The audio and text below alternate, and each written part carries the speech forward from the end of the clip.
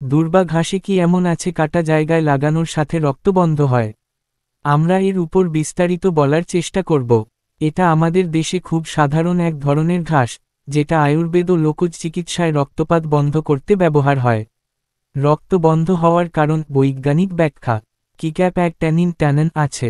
এই উপাদান রক্তনালীর চারপাশের টিস্যু সংকুচিত করে অ্যাস্ট্রিনজেন্ট এফেক্ট। ফলে ক্ষতস্থান ছোট হয়ে যায় আর রক্তপাত ধীরে ধীরে বন্ধ হয়।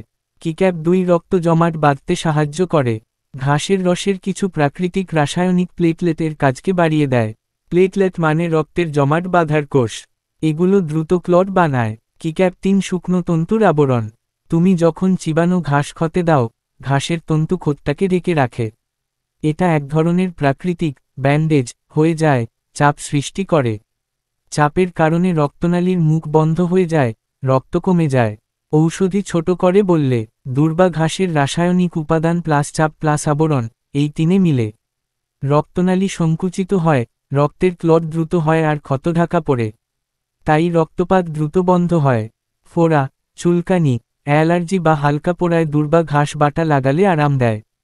আয়ুর্বেদে এটাকে প্রাকৃতিক তত্ত্বশোধক স্কিন পিউরিফায়ার বলা হয়। তবে মনে রাখতে হবে, এগুলো লোকজ প্রাচীন চিকিৎসা জ্ঞান। বড় অসুখ হলে অবশ্যই ডাক্তার দেখানো উচিত।